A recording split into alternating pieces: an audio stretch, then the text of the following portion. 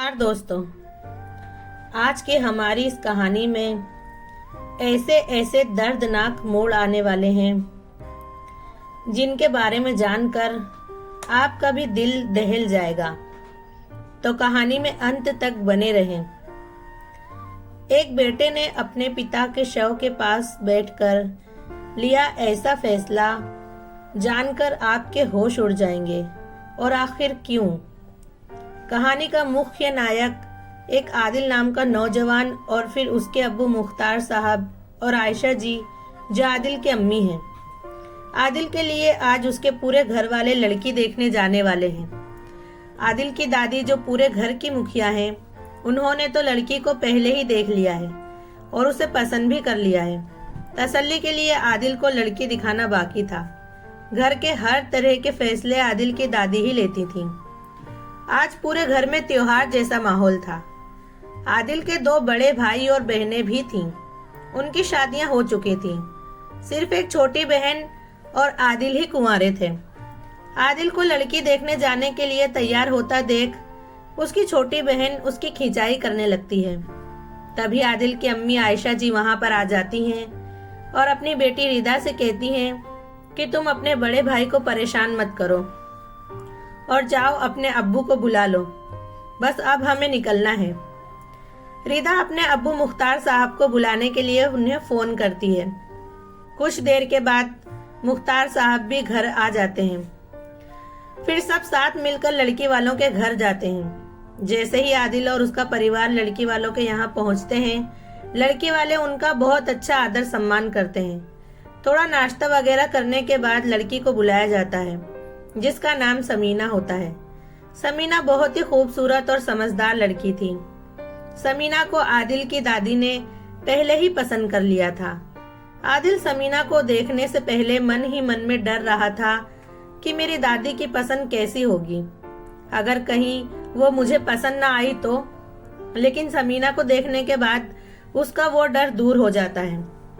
कुछ ही दिनों बाद समीना और आदिल की शादी हो जाती है और आदिल की असल जिंदगी का सफर शुरू होता है। आदिल के घर का माहौल ऐसा था कि चाहे कितनी भी लड़ाई और झगड़े आपस में क्यों ना हो जाएं, लेकिन कोई भी एक दूसरे से अलग नहीं होता था। सभी जॉइंट फैमिली में रहते थे और यही उनकी ताकत भी थी। समीना को आदिल के घर में एडजस्ट करने में ज्यादा वक्त नहीं लगा, क्योंकि वो भी बड़ी फैमिली से ही थी। लेकिन फिर भी कभी न कभी आदिल की दादी के कठोर फैसलों के आगे उसका मन विचलित हो जाता था। आयशा जी को इन सब की आदत हो चुकी थी। एक अच्छी खासी उम्र उन्होंने अपनी सास के साथ बिताई थी, जिनके तजुर्बे की वो कायल थीं। आयशा जी ये मानती थीं कि आदिल की दादी के फैसले भले थोड़े सख्त होते हैं, लेकिन वो उनके परिवार के लिए सही होते हैं। आदिल और समीना उनके दो बच्चे होने तक जॉइंट फैमिली के मतलब और उसकी ताकत को अच्छी तरह से जान चुके थे। इसलिए कभी भी उन्होंने परिवार से अलग होने का नहीं सोचा। समीना आज की पीढ़ी की लड़की थी। बच्चों को कैसे संभालते हैं इसका उसे नॉलेज नहीं था, लेकिन उसकी दादी सास और सासू माँ ने उसके दोनों बच्चों को संभालने में उसका बहुत साथ दिया था। उसकी दोनों जिठानी भी बड़ी बहनों की तरह उसके साथ रहती थीं। बच्चों का ध्यान रखना, बीमारी में एक दूसरे का साथ देना, ये सब कुछ वो तीनों देवरानी जिठानी मिलजुल कर संभाल लेती थीं। सह परिवार के साथ रहने से आदिल ने भी कम उम्र में काफी कुछ सीख लिया था। ढलती उम्र के चलते आदिल की दादी ने परिवार की भागदौड़ का सारा भार आयशा जी को सौंप दिया और आयशा जी ने भी अपने परिवार की जिम्मेदारी को बहुत अच्छे से निभाया। सब कुछ बहुत अच्छे से चल रहा था। समाज में मुख्तार साहब की इज्जत थी। सब एक दूसरे के साथ मिलजुल कर रहते थे। लेकिन फिर अचानक मुख्तार साहब को एक बार अचानक दिल का दौरा पड़ा। उन्हें लेकर सब अस्पताल पहुंचे और उन्हें फौरन अस्पताल में एडमिट करना पड़ा। अभी मुख्तार साहब पूरी तरह से ठीक भी नहीं हो पाए थे कि आयशा जी को भी अस्पताल में एडमिट करना पड़ा। रिपोर्ट वगैरह आने के बाद पता चला कि आयशा जी के पेट में गांठ है। जिसे समय रहते ऑपरेशन करके निकाला ना गया तो उस गांठ का पेट में फटने का खतरा था। आदिल के समझ में नहीं आ रहा था कि ये सब कुछ कैसे होते चले जा रहा है और सब कुछ कैसे ठीक होगा। वो अकेले में अपने माता पिता के बारे में सोचकर बहुत परेशान रहने लगा। अंदर ही अंदर घुटने लगा, लेकिन परिवार का साथ होने की वजह से उसे ज्यादा दिक्कतें नहीं आईं। मुख्तार साहब अब खतरे से बाहर थे, इसलिए उन्हें घर ले जाया गया और आयशा जी के ऑपरेशन के लिए उन्हें अब भी अस्पताल में ही रखा गया। बारी बारी से तीनों बहुएं अपनी सास के पास रुक जाती, जिसमें समीना को ज्यादातर घर पर रहना पड़ता था क्योंकि अभी उसके दोनों बच्चे छोटे थे। इसी बीच एक ऐसा दर्दनाक हादसा हुआ जिसके बारे में कभी किसी ने सोचा भी न था। 2 दिन बाद आयशा जी का ऑपरेशन होने वाला था और डॉक्टर ने उन्हें किसी भी तरह के टेंशन से फ्री रहने को कहा था क्योंकि उनका ब्लड प्रेशर बहुत हाई हुआ करता था, जो ऑपरेशन के लिए ठीक नहीं था। और उसी बीच अचानक ही घर पर मुख्तार साहब की मौत हो जाती है। आदिल और उसके परिवार पर तो जैसे मुसीबतों का पहाड़ टूट पड़ता है। सबसे बड़ी समस्या ये थी कि आदिल के अब्बू की मौत की खबर उसकी अम्मी को किस तरह दी जाए। उनसे इतनी बड़ी बात छुपा भी तो नहीं सकते थे, क्योंकि ये सदमा उन्हें जिंदगी भर रह जाता कि आखिरी वक्त उन्होंने अपने पति का चेहरा भी नहीं देखा। घर के हर एक सदस्य के चेहरे पर उदासी और मायूसी थी। घर के सबसे बड़े सदस्य को खोकर पूरा परिवार सदमे में था।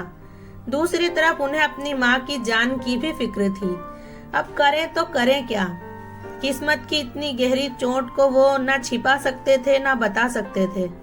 उनके तीनों बेटों में से सिर्फ एक आदिल ही था जिसने इतनी बड़ी मुसीबत के वक्त में भी समझदारी से काम लिया।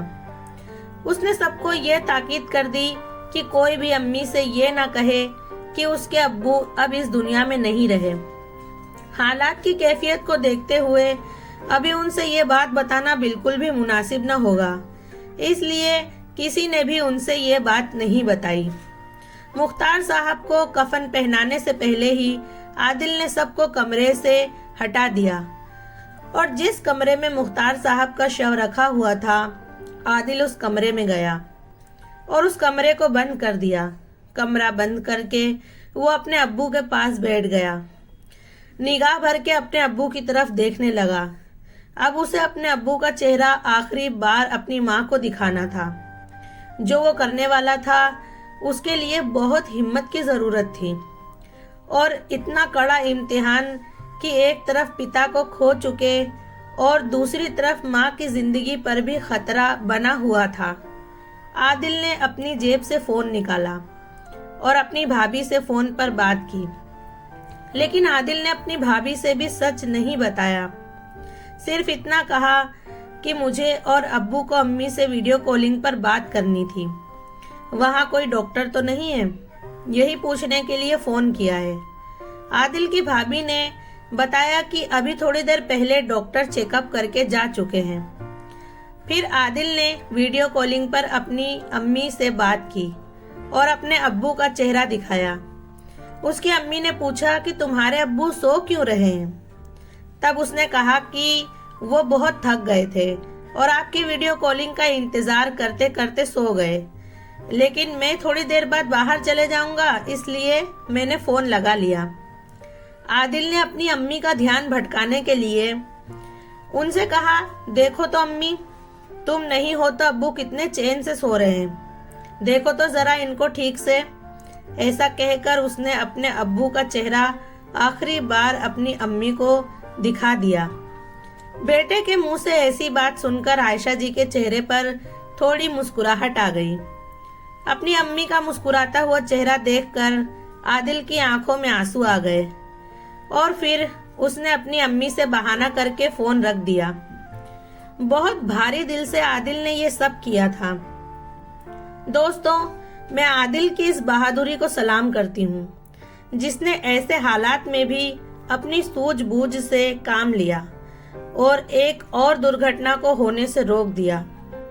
फिर मुख्तार साहब की दफन विधि पूरी हुई।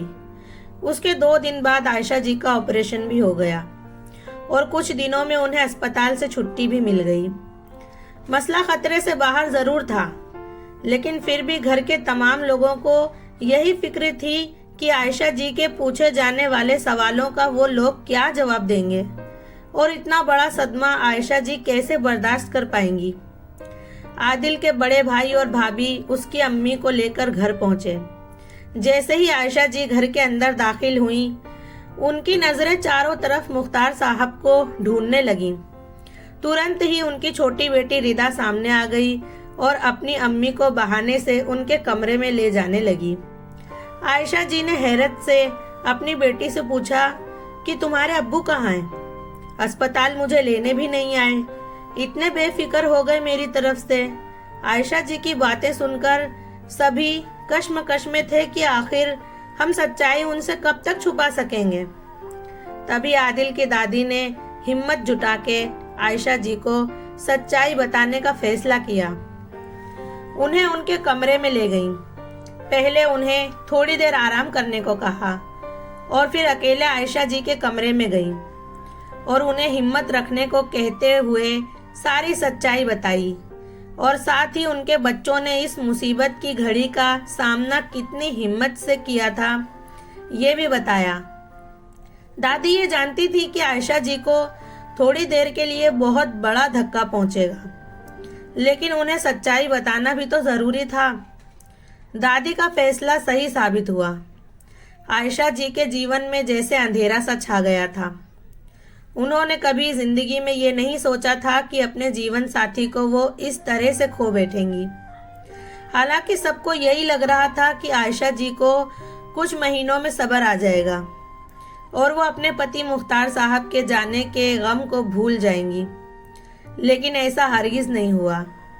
आयशा जी ने अपने सीने में इस सैलाब जैसे दुख को छिपा तो लिया, लेकिन उससे उभर पाना उनके लिए मुमकिन तो नहीं था। फिर भी वो बहुत हिम्मत के साथ अपना जीवन जीने लगी, क्योंकि उन्हें अपने बच्चों की फिक्र थी।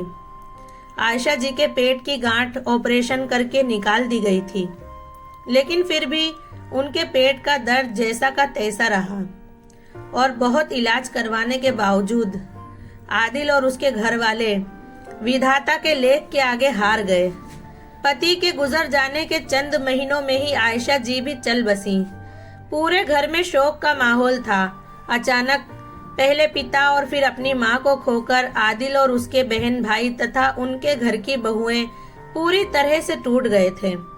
ऐसे हालात में आदिल की दादी ने अपने दिल पर पत्थर रखकर बहुत हिम्मत दिखाई। घर के एक एक सदस्य को उन्होंने संभाला। दुख तो उन्हें भी बहुत था अपने बेटे और बहू के चले जाने का, लेकिन फिर भी उन्होंने अपने घर के बच्चों को हिम्मत दी और जीवन कहीं रुक जाने का नाम नहीं। मौत तो एक दिन सबको आनी है। इस सच्चाई को स्वीकार करके हमें जिंदगी में आगे बढ़ना चाहिए और जीवन में ऐसे काम करने चाहिए जिससे हमारे माता पिता का नाम रोशन हो। और दादी के इस संकल्प में आदिल ने उनका खूब साथ दिया और जैसे माता पिता की मौजूदगी में सब एक साथ मिलजुल कर रहते थे, उसी तरह का माहौल उनके जाने के बाद भी अपने घर में कायम रखा। दोस्तों, आपको हमारी आज की कहानी कैसी लगी कमेंट में जरूर बताएं और परिवार की एकता को लेकर आपके क्या विचार हैं वो भी कमेंट में जरूर मेंशन करें।